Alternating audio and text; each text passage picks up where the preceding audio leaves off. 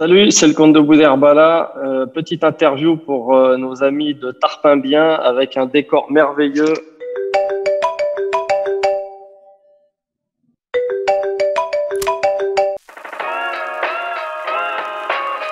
Alors, c'est pas que j'ai la flemme de trouver des noms pour les spectacles, mais c'est vrai que trouver un titre à un spectacle, c'est un peu réducteur. Un spectacle de stand-up, voilà, on a 1h30, 2 heures à partager avec les gens. Donc on traite de plein de sujets, des sujets qui n'ont pas nécessairement de rapport ou de continuité. Donc je pense que c'est toujours plus intéressant quand tu proposes un spectacle de proposer une façon de déconner, de rigoler, de passer un moment.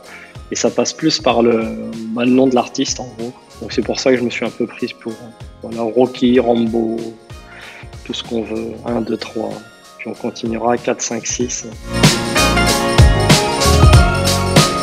Alors l'origine du pseudo, en fait, très simple, un Boudherbala en arabe, les haillons, les guenilles, les vêtements un peu dégueulasses, un peu chelous. Et je compte parce que venant de la ville de Saint-Denis, où c'est un peu la cité des rois avec la basilique de Saint-Denis, où tous les rois de France sont enterrés. Voilà une métaphore, un faux noble, un aristocrate, un aristocrasseux. C'est quoi un enterrement de supporters? Si nous sommes réunis en ce jour, c'est pour nous recueillir sur la tombe de Kiki le Fada, mort pour son club. Tu vas nous manquer, Kiki le Fada, toi qui peut-être nous regardes de là-haut. Oh, oh, oh, oh. Sache que ta mort nous a tous secoués. Oh, eh, oh, eh, oh, eh, oh, eh. Quand ils m'interpellent dans la rue, ils m'appellent le comte et ils font des révérences. Voilà. Le salut. À l'époque, le sketch sur le rap, c'était des menaces relatives, hein, c'était mignon. Beaucoup de rappeurs sont venus au spectacle d'ailleurs, bon, beaucoup n'ont pas compris. Non, c'était sympa, voilà, moi j'ai toujours été fan de rap, donc c'est un peu normal de les charrier, c'était de bonne guerre. Mais après, c'est vrai que ça m'a permis une certaine médiatisation à l'époque, et ça m'a surtout permis d'enclencher et de montrer les autres choses que je pouvais proposer par le biais des spectacles d'humour. Il y a un autre groupe qui est sympa aussi au niveau de la conjugaison, Sniper. Si vous avez un problème de verbe, adressez-vous à ces mecs-là. Se trimballe dans la rue avec des sacs Carrefour de Becherel. On va écouter un extrait, focalisez votre attention sur la conjugaison, messieurs, dames. C'est sympathique. DJ. Oui, c'est de ça dont je parle. Ce serait mentir si je dirais que c'est pareil. En fait, comme je te disais, beaucoup de rappeurs sont venus au spectacle, mais après, on a sympathisé.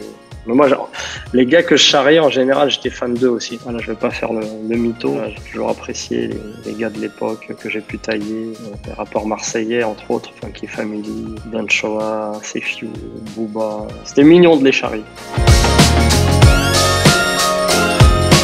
Non, au contraire, là, c'est un raz-de-marée, laisse tomber. C'est pour ça que j'ai arrêté de les tailler dans le 3e spectacle, c'est que sinon tu fais 1h30 autour de ça. Là, récemment, j'étais aux États-Unis et j'ai vu que c'était la crise, même là-bas, quand j'ai croisé dans les rues de New York, au feu rouge, des rooms. Le mec vient vers moi. Please, please, give me money, money for baby, please. Ouais, toujours, moi j'aime bien attaquer à des sujets un peu consensuels ou un peu sensibles. Donc là, il y a tout un truc sur les icônes médiatiques, genre Nusret, Gad Elmaleh, Thomas Pesquet. Mais bon, c'est des prétextes en fait. C'est pas des attaques. Bon, c'est des attaques ad nominem, mais derrière ça, c'est surtout, j'attaque l'image médiatique qu'on propose de nos jours. C'est ça qui m'intéresse, moi.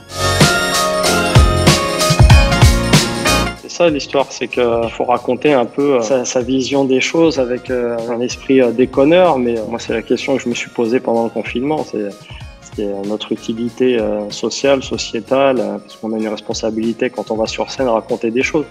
Donc de quoi on a envie de parler à un certain moment de sa vie, qu'on a envie d'être utile, oui ou non, et puis voilà, c'était mes questionnements du moment. Ça vous dit quelque chose, Nusret, sale baie? Tu vois de quel abruti je parle? Déjà, qu'est-ce que tu mets du sel comme ça?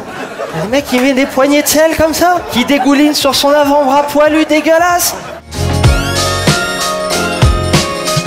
Après, rentrer dans la famille des sportifs, devenir artiste, je pense que c'est surtout c'est la forme d'expression qui change. Parce que quand tu es sur un terrain, quel qu'il soit, tu as envie de montrer des choses, tu as envie de t'exprimer, et puis Après, tu essaies de sublimer cette chose-là à partir du moment où tu peux plus les faire sur le terrain. Il y a toujours un moment où voilà, tu tombes, parce que arrêter le sport, quand le sport c'est toute ta vie, c'est un peu compliqué. Donc tu cherches un moyen de combler tes frustrations, et c'est vrai que l'artistique c'est un super moyen. Il y en a plein qui sont passés par là. Tout à l'heure je pensais à Alexandre Mazia qui est marseillais justement, pareil, c'est un ancien basketteur, lui il a sublimé dans la cuisine, il cartonne à ce niveau-là, puis t'en as tellement qui sont comme ça. Je suis obligé, parce que je suis obligé de les charrier, j'ai envie de retrouver les gens de la ville, pas reconquérir la ville, mais entre guillemets, reconnecter avec les Marseillais, parce qu'il y a un peu des Arabes qui s'ignorent. J'ai quelques notions, on va dire. J'ai beaucoup travaillé avec les Marseillais, et puis j'en ai beaucoup côtoyé, donc forcément, il y a quelques expressions qui restent.